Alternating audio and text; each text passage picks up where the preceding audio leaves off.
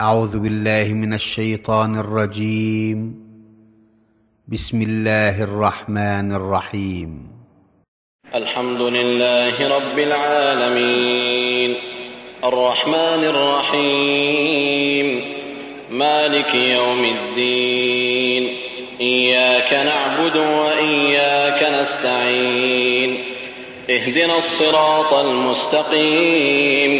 صراط الذين أنعمت عليهم غير المغضوب عليهم ولا الضالين،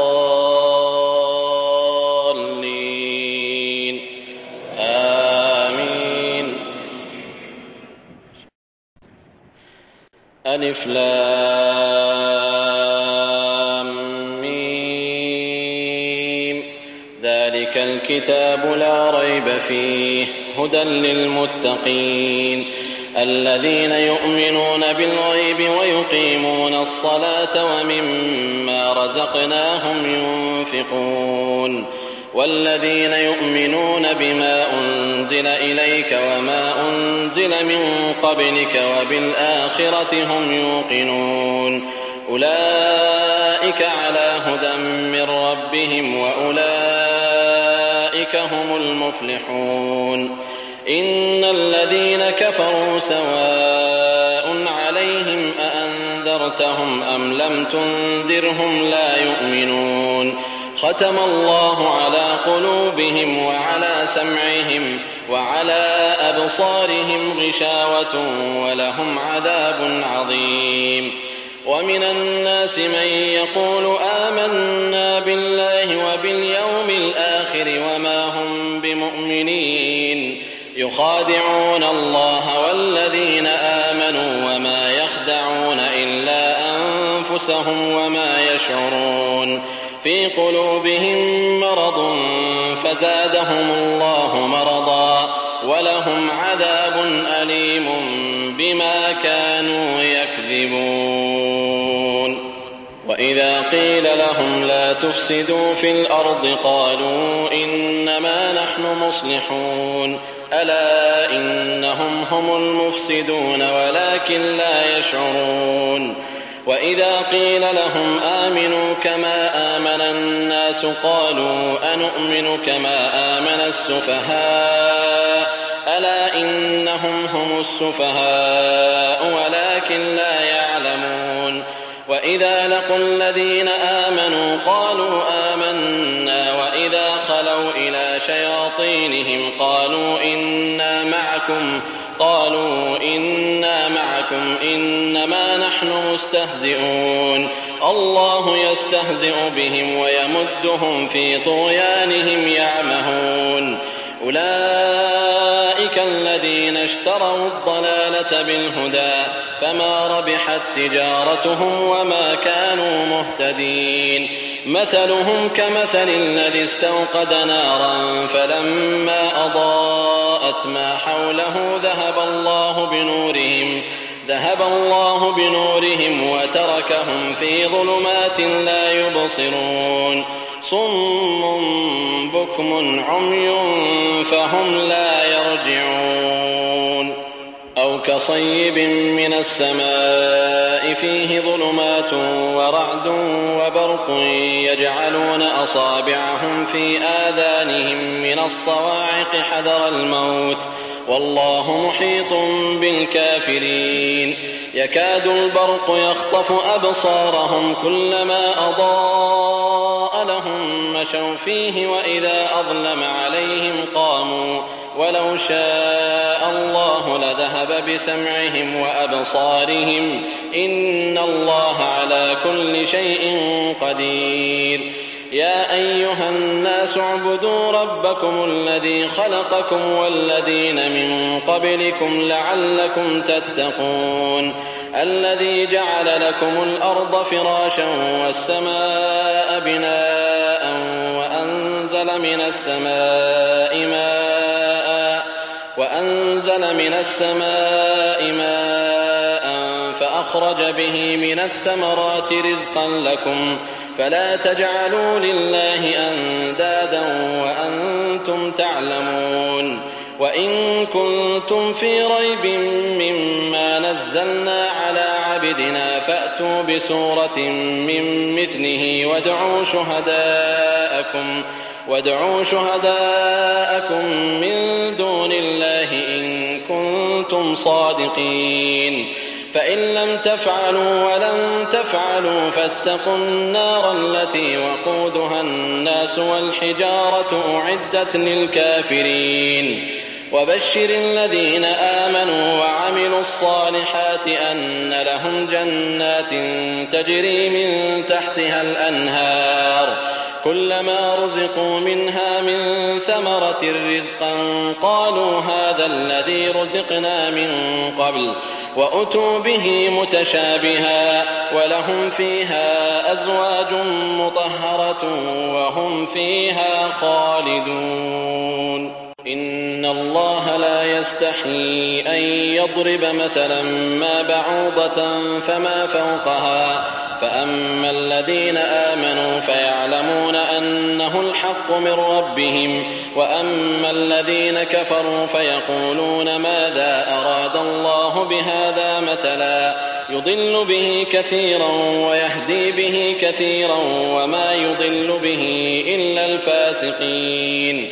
الذين ينقضون عهد الله من بعد ميثاقه ويقطعون ما أمر الله به أن يوصل ويفسدون في الأرض أولئك هم الخاسرون كيف تكفرون بالله وكنتم أمواتا فأحياكم ثم يميتكم ثم يحييكم ثم إليه ترجعون هو الذي خلق لكم ما في الأرض جميعا ثم استوى إلى السماء فسواهن 7 سماوات وهو بكل شيء عليم وإذ قال ربك للملائكة إني جاعل في الأرض خليفة قالوا أتجعل فيها من يفسد فيها ويسفك الدماء ونحن نسبح بحمدك ونقدس لك قال إني أعلم ما لا تعلمون وعلم آدم الأسماء كلها ثم عرضهم على الملائكة فقال أنبئوني بأسماء هؤلاء إن كنتم صادقين قالوا سبحانك لا علم لنا إلا ما علمتنا إنك أنت العليم الحكيم قال يا آدم أنبئهم بأسمائهم فلما أنبأهم بأسمائهم قال ألم أقل لكم إني أعلم غيب السماوات والأرض وأعلم ما تبدون وما كنتم تكتمون وإذ قلنا للملائكة اسجدوا لآدم فسجدوا إلا إبليس أبى واستكبر وكان من الكافرين وقلنا يا آدم اسكن أنت وزوجك الجنة وكلا منها رغدا حيث شئتما ولا تقربا هذه الشجرة فتكونا من الظالمين فأزلهما الشيطان عنها فأخرجهما مما كانا فيه وقلنا اهبطوا بعضكم لبعض عدو ولكم في الأرض مستقر ومتاع إلى حين فتلقى آدم من ربه كلمات فتاب عليه إنه هو التواب الرحيم قلنا اهبطوا منها جميعا فإما يأتينكم مني هدى فمن تبع هداي فلا خوف عليهم ولا هم يحزنون والذين كفروا وكذبوا بآياتنا أولئك أصحاب النار هم فيها خالدون يا بني إسرائيل اذكروا نعمتي التي أنعمت عليكم وأوفوا بعهدي أوف بعهدكم وإياي فارهبون وآمنوا بما أنزلت مصدقا لما معكم ولا تكونوا أول كافر به ولا تشتروا بآياتي ثمنا قليلا وإياي فاتقون ولا تلبسوا الحق بالباطل وتكتموا الحق وأنتم تعلمون وأقيموا الصلاة وآتوا الزكاة واركعوا مع الراكعين أتأمرون الناس بالبر وتنسون أنفسكم وأنتم تتلون الكتاب أفلا تعقلون واستعينوا بالصبر والصلاة وإنها لكبيرة إلا على الخاشعين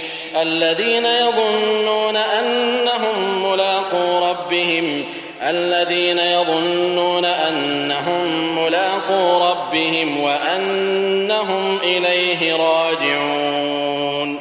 يا بني إسرائيل اذكروا نعمتي التي أنعمت عليكم وأني فضلتكم على العالمين واتقوا يوما لا تجزي نفس عن نفس شيئا ولا يقبل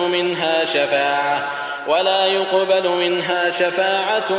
ولا يؤخذ منها عدل ولا هم ينصرون وإذ نجيناكم من آل فرعون يسومونكم سوء العذاب يذبحون أبناءكم ويستحيون نساءكم وفي ذلكم بلاء من ربكم عظيم وإذ فرقنا بكم البحر فأنجيناكم وأغرقنا آل فرعون وأنتم تنظرون وإذ واعدنا موسى 40 ليلة ثم اتخذتم العجل من بعده وأنتم ظالمون ثم عفونا عنكم من بعد ذلك لعلكم تشكرون وإذ آتينا موسى الكتاب والفرقان لعلكم تهتدون وإذ قال موسى لقومه يا قوم إنكم ظلمتم أنفسكم باتخاذكم العجل فتوبوا إلى بارئكم فاقتلوا أنفسكم ذلكم خير لكم عند بارئكم فتاب عليكم إنه هو التواب الرحيم وإذ قلتم يا موسى لن نؤمن لك حتى نرى الله جهرة فأخذتكم الصاعقة وأنتم تنظرون ثم بعثناكم من بعد موتكم لعلكم تشكرون وظللنا عليكم الغمام وأنزلنا عليكم المن والسلوى كلوا من طيبات ما رزقناكم وما ظلمونا ولكن كانوا أنفسهم يظلمون وإذ قلنا ادخلوا هذه القرية فكلوا منها حيث شئتم رغدا وادخلوا الباب سجدا وقولوا حطة نغفر لكم خطاياكم وسنزيد المحسنين فبدل الذين ظلموا قولا غير الذي قيل لهم فأنزلنا على الذين ظلموا رجزا من السماء بما كانوا يفسقون وإذ استسقى موسى لقومه فقلنا اضرب بعصاك الحجر فانفجرت منه 12 عينا قد علم كل أناس مشربهم كلوا واشربوا من رزق الله ولا تعثوا في الأرض مفسدين وإذ قلتم يا موسى لن نصبر على طعام واحد فادع لنا ربك يخرج لنا مما تنبت الأرض من بقلها وقثائها وفومها وعدسها وبصلها قال أتستبدلون الذي هو أدنى بالذي هو خير اهبطوا مصرا فإن لكم ما سألتم وضربت عليهم الذلة والمسكنة وباءوا بغضب من الله ذلك بأنهم كانوا يكفرون بآيات الله ويقتلون النبيين بغير الحق ذلك بما عصوا وكانوا يعتدون إن الذين آمنوا والذين هادوا والنصارى والصابئين من آمن بالله واليوم الآخر وعمل صالحا فلهم أجرهم عند ربهم ولا خوف عليهم ولا هم يحزنون وإذ أخذنا ميثاقكم ورفعنا فوقكم الطور خذوا ما آتيناكم بقوة واذكروا ما فيه لعلكم تتقون ثم توليتم من بعد ذلك فلولا فضل الله عليكم ورحمته لكنتم من الخاسرين ولقد علمتم الذين اعتدوا منكم في السبت فقلنا لهم كونوا قردة خاسئين فجعلناها نكالا لما بين يديها وما خلفها وموعظة للمتقين وإذ قال موسى لقومه إن الله يأمركم أن تذبحوا بقرة قالوا أتتخذنا هزوا قال أعوذ بالله أن أكون من الجاهلين قالوا ادع لنا ربك يبين لنا ما هي قال إنه يقول إنها بقرة لا فارض ولا بكر عوان بين ذلك فافعلوا ما تؤمرون قالوا ادع لنا ربك يبين لنا ما لونها قال إنه يقول إنها بقرة صفراء فاقع لونها تسر الناظرين قالوا ادع لنا ربك يبين لنا ما هي إن البقرة شابه علينا وإنا إن شاء الله لمهتدون قال إنه يقول إنها بقرة لا ذلول تثير الأرض ولا تسقي الحرث مسلمة لا شية فيها قالوا الآن جئت بالحق فذبحوها وما كادوا يفعلون وإذ قتلتم نفسا فادارأتم فيها والله مخرج ما كنتم تكتمون فقلنا اضربوه ببعضها كذلك يحيي الله الموتى ويريكم آياته لعلكم تعقلون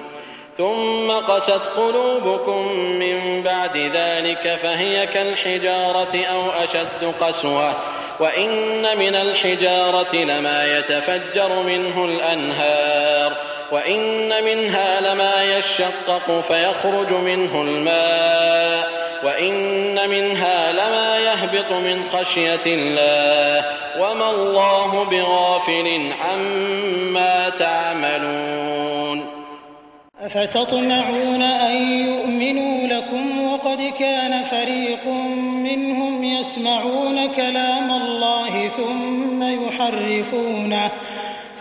يحرفونه من بعد ما عقلوه وهم يعلمون وإذا لقوا الذين آمنوا قالوا آمنا وإذا خلا بعضهم إلى بعض قالوا أتحدثونهم بما فتح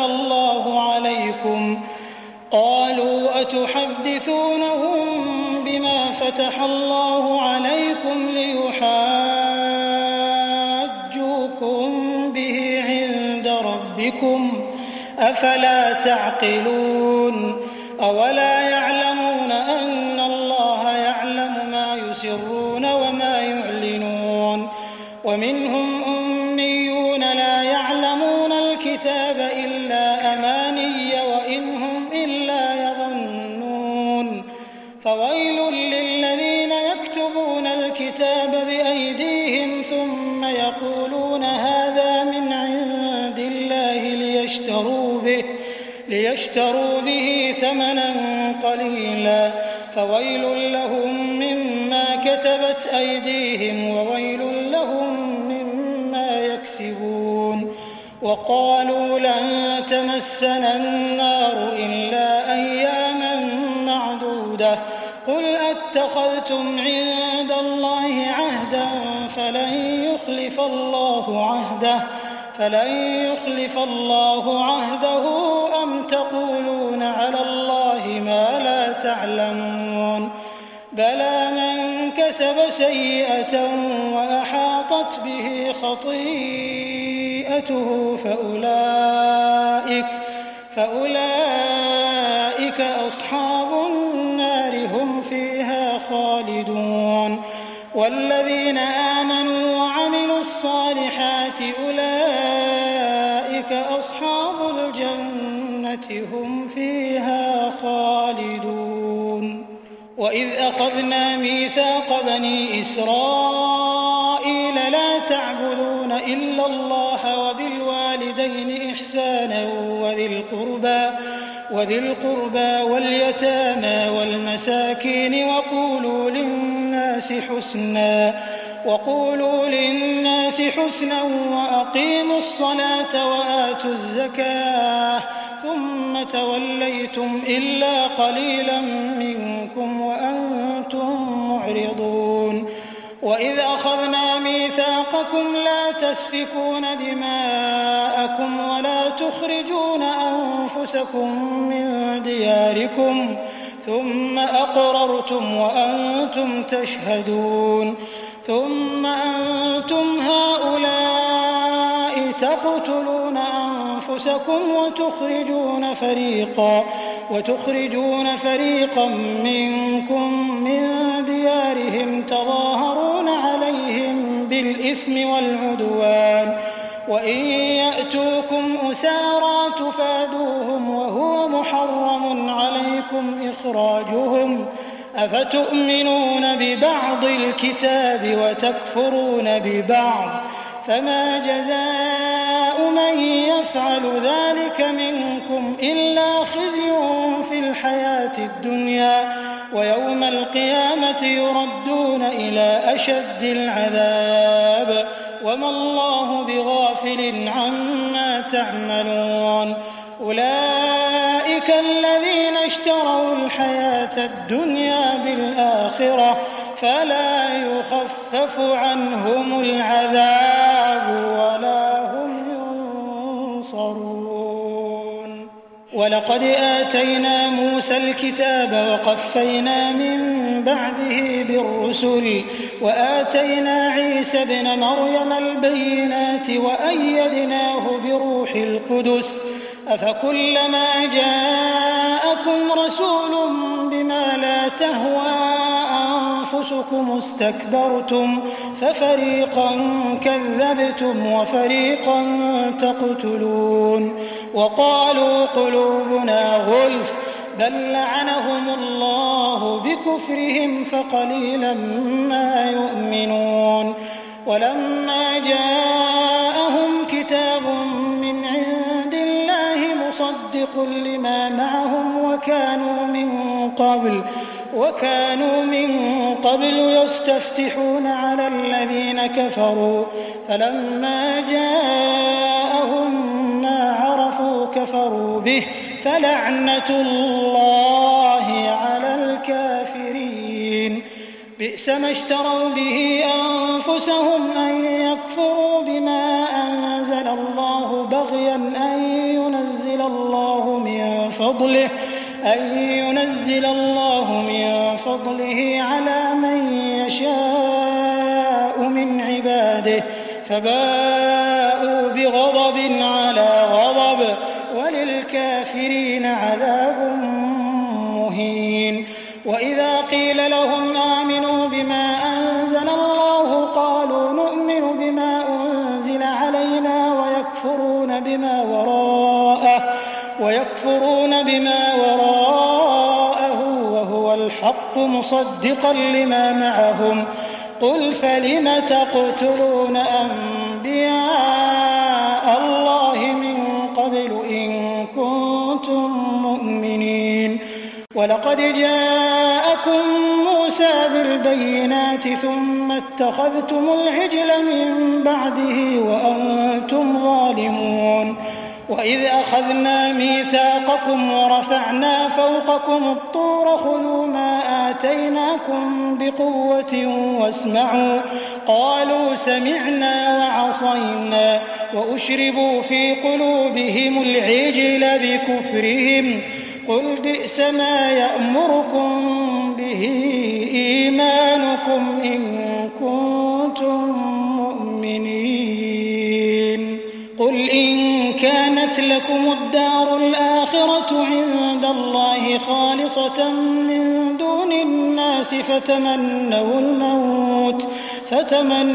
الموت إن كنتم صادقين ولن يتمنوه أبدا بما قدمت أيديهم والله عليم بالظالمين ولتجدنهم أحرص الناس على حياة ومن الذين أشركوا يود أحدهم لو يعمر 1000 سنة وما هو بمزحزحه من العذاب أن يعمر والله بصير بما يعملون قل من كان عدوا لجبريل فإنه نزله على قلبك بإذن الله مصدقا لما بين يديه وهدى وبشرى للمؤمنين من كان عدوا لله وملائكته ورسله وجبريل وميكال فإن الله عدو للكافرين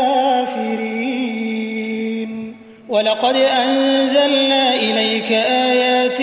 بينات وما يكفر بها إلا الفاسقون أوكلما عاهدوا عهدا نبذه فريق منهم بل أكثرهم لا يؤمنون ولما جاءهم رسول من عند الله مصدق لما معهم نبذ فريق من الذين أوتوا الكتاب كتاب الله وراء ظهورهم كأنهم لا يعلمون واتبعوا ما تتلو الشياطين على ملك سليمان وما كفر سليمان ولكن الشياطين كفروا يعلمون الناس السحر وما أنزل على الملكين ببابل هاروت وماروت وما يعلمان من أحد حتى يقولا إنما نحن فتنة فلا تكفر فيتعلمون منهما ما يفرقون به بين المرء وزوجه وما هم بضارين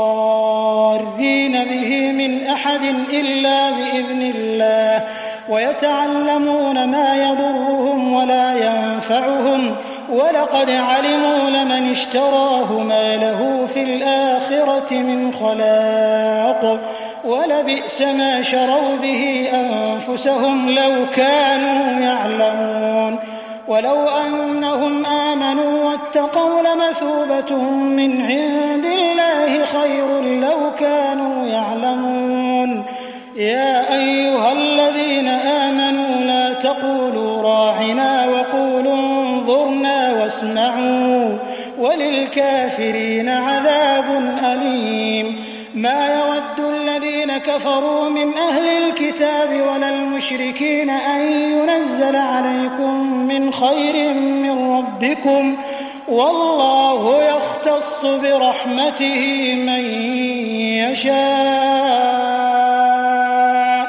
والله ذو الفضل العظيم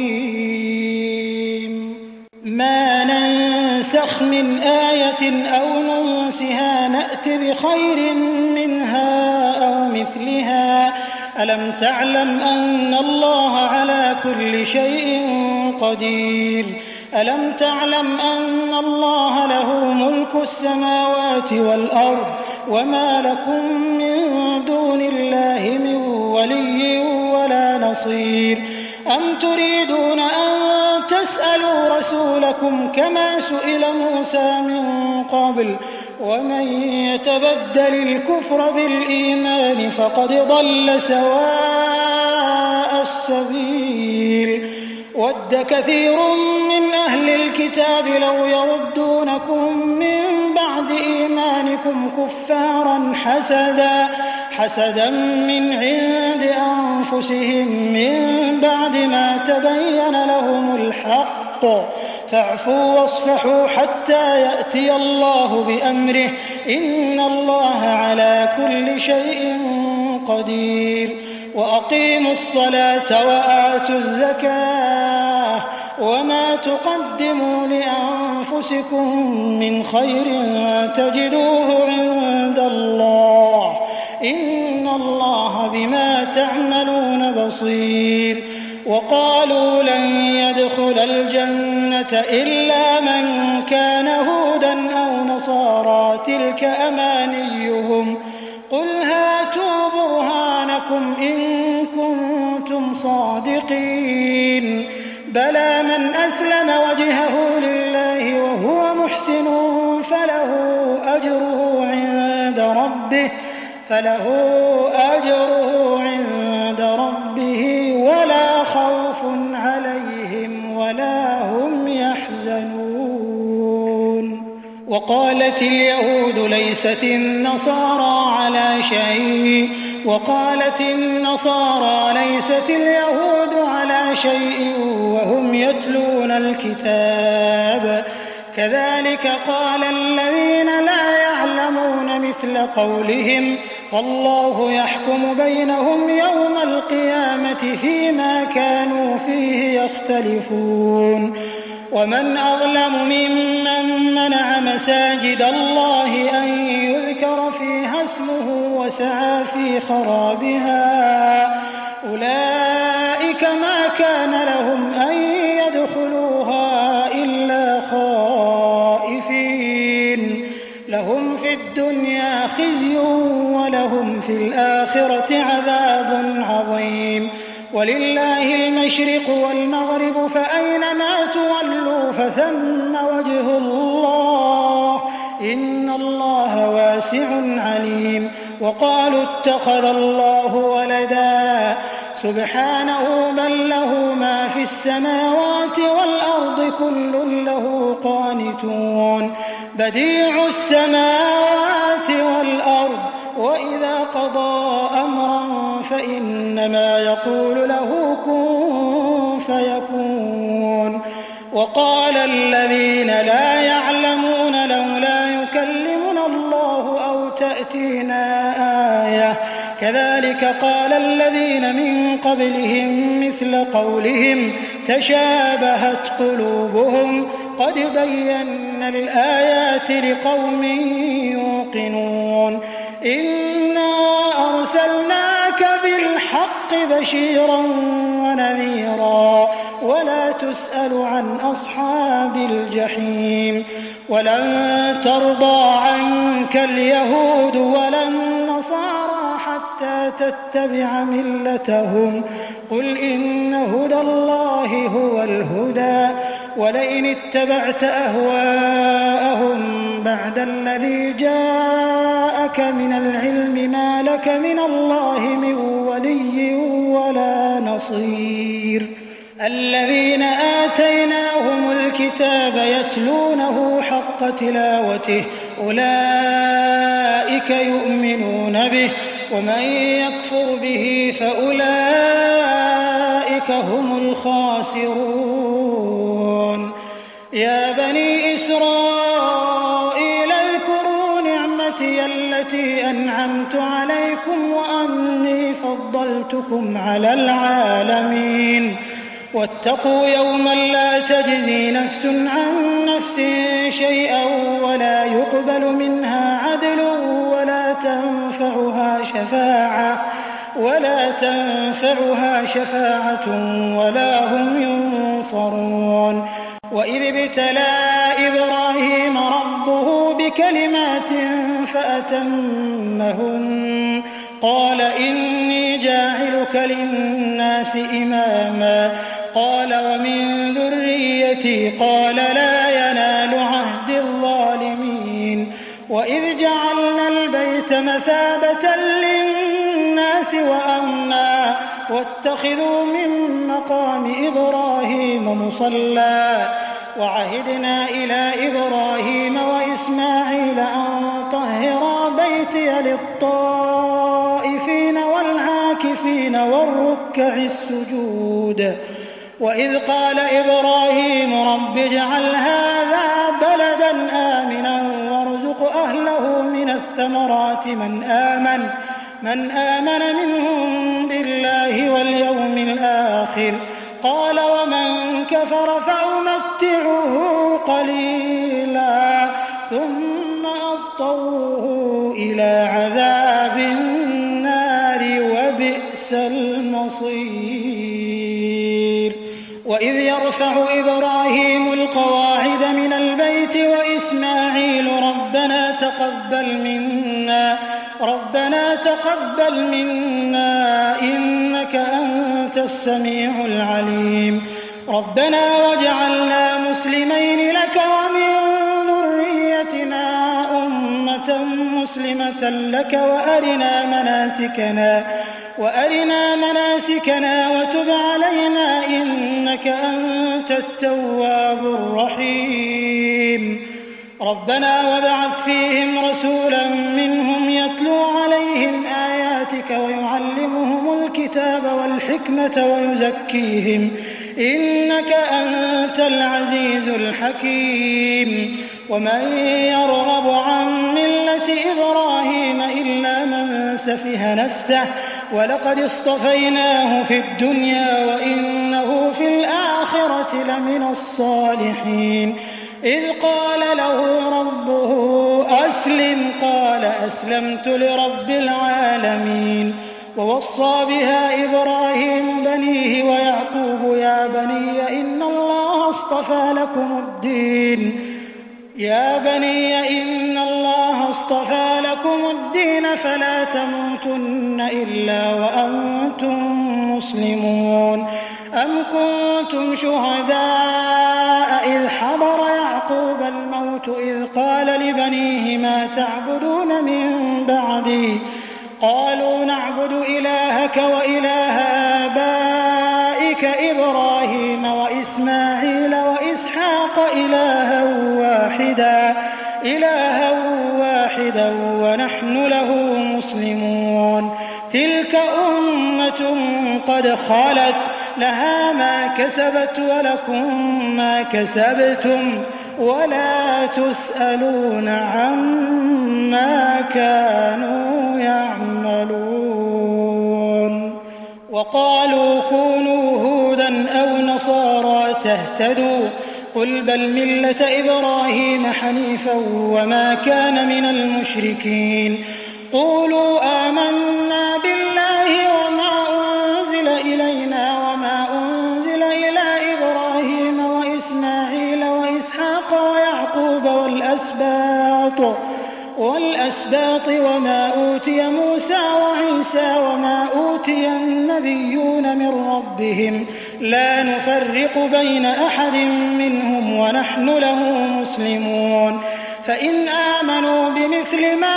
آمنتم به فقد اهتدوا وإن تولوا فإنما هم في شقاق فسيكفيكهم الله وهو السميع العليم صبغة الله ومن أحسن من الله صبغة ونحن له عابدون قل أتحاجوننا في الله وهو ربنا وربكم ولنا أعمالنا ولكم أعمالكم ونحن له مخلصون